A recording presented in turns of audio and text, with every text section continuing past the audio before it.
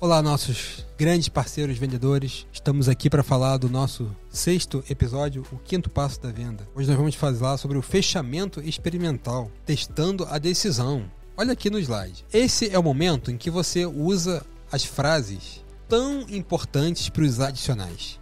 Que tal levar junto? Com esse outro item vai ficar mais completo. Temos a voz do conselho do grande Harry Friedman. O fechamento começa no meio da venda. É no meio da venda que você começa a preparar, levantar os alicerces para o acabamento, depois finalizar. Mas um bom andamento da venda te possibilita isso. E assim, Michel, eu queria explorar a questão dos adicionais. Antes da gente entrar em outras questões aqui. Algumas pessoas acham que ficar oferecendo adicional é empurrar. Não é. Eu já cansei de ver situações em que o cliente entra lá, compra ferro, metalon, e aí esquece de comprar a serrinha, o eletrodo, a ferramenta, luva, parafina, uma graxa, pá.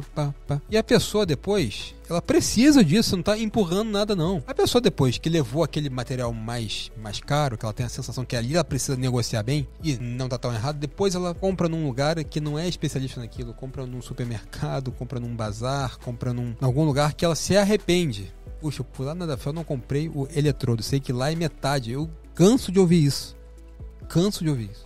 Por quê?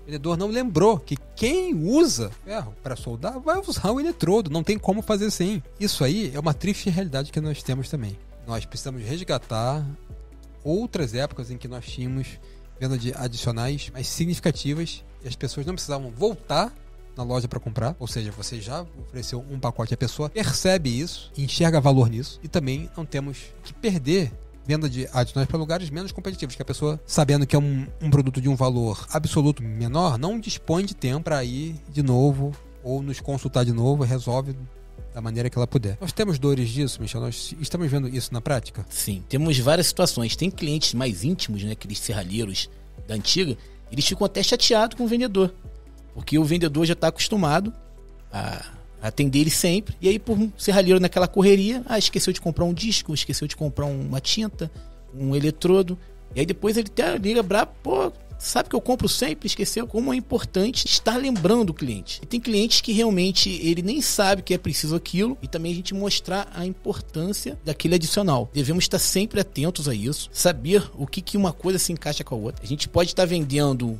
um aço, conforme o Felipe falou, mas será que ele vai estar usando lá, a pessoa que vai na obra está usando uma bota, está usando um capacete, está precisando de uma luva? É uma infinidade que devemos mostrar. Quem vai dizer que precisa ou não é o cliente, mas a gente tem que ter nosso compromisso de estar ali, nosso dever de mostrar para o nosso cliente o que ele precisa. Isso aí, gente, mostrar os adicionais, e é nessa hora também que a gente começa a construir uma negociação. Abriu a venda, fez a sondagem, começou a fazer as demonstrações e aquela interação, quero isso, tal, vou precisar de tanto, de tal quantidade, vai pensando, fazendo cálculos, tal, começa a construir, a encorpar um pedido. Aí, fatalmente, a gente vai chegar numa hora de negociação, em que se fala de preço, fala de forma de pagamento, questões relativas à entrega. Nessa hora é importante ter habilidade, né, Michel? Para saber negociar, saber conduzir isso bem. E o vendedor mesmo, vendo um lado do vendedor, ele lembrar que lá no final do mês vai falar, faltou R$1.000, faltou 2.000, faltou 3.000. E aí você começa a fazer conta ali, se ele tivesse oferecido mais adicionais, ele já tinha batido a meta antes. Tem que estar oferecendo o tempo todo, tem que estar ligado o material que liga uma coisa a outra, para não faltar lá no final também. Faz uma conta aí, rápida, de quanto você vende de tonelada de ferro, de alumínio, quanto você vende de acessórios. É inadmissível que você venda 20 toneladas, 20.000 quilos de ferro e 2 quilos de eletrodo. Faz sentido. Tem que ter uma proporção ali, porque ele está comprando isso no outro lugar, ou com outra pessoa até na própria loja, deixando a desejar. E é importante você fazer esse tipo de análise. E também conduzir bem, como nós falamos, a negociação.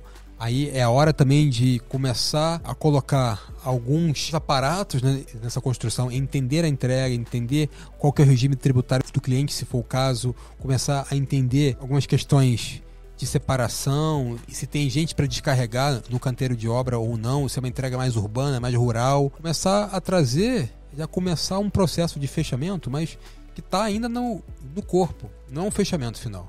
Mas é onde você vai começar a trabalhar detalhes importantes, enriquecedores, com esses adicionais e com essas informações necessárias. É importante fazer esse encorpar da negociação da venda usando técnicas também. Nós podemos fazer uma live um dia só sobre técnicas de negociação, porque tem aqueles embates que a gente não vai entrar nisso porque não é um passo da venda. Pode ser um desafio. Como eu falei, tem uma temática específica para isso. Falando sobre isso, nós vamos seguir à frente e lembrando do conselho que a gente leu aqui do Friedman. O fechamento começa no meio da venda. Aí que você começa também a fazer com que ela seja funcional, estruturada, bem feita, que vai dar menos problema depois. Uma sondagem bem feita, uma conexão bem feita, você começa a estruturar esses atributos. No chateia, quando alguém vem pedir, eu estou negociando aqui, o cliente precisa do preço tal. Aí você pergunta, isso é à vista ou eu não sei? Essa entrega é uma entrega mais fácil ou mais difícil? Não sei. Qual é o cliente? O que ele está fazendo? Não sei também. Peraí.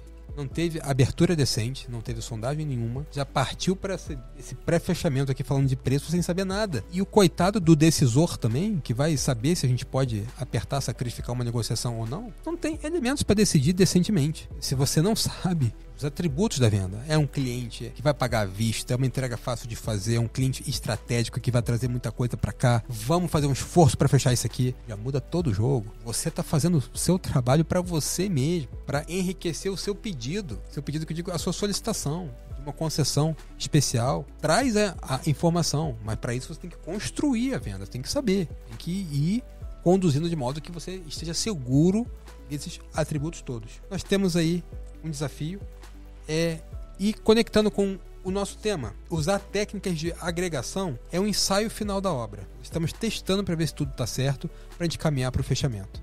Então, assim nós conduzimos. Nossa tarefa da semana é essa aqui, ó. Tente um fechamento experimental em cada venda amanhã. Fechamento experimental é isso, você verifica com o cliente se tem algo mais, entende um pouco melhor, não tenha pressa de dar o clique, imprimir, faça esse experimental que é essa condução final mais enriquecida, entendendo mais os atributos, oferecendo adicionais e tentando até conectar com vendas futuras. Esse que é o fechamento experimental. Você testa se ele vai fechar ou não, também fazendo esses atributos que são em prol dele. Vai te ajudar muito na sua meta, na sua remuneração? Com certeza.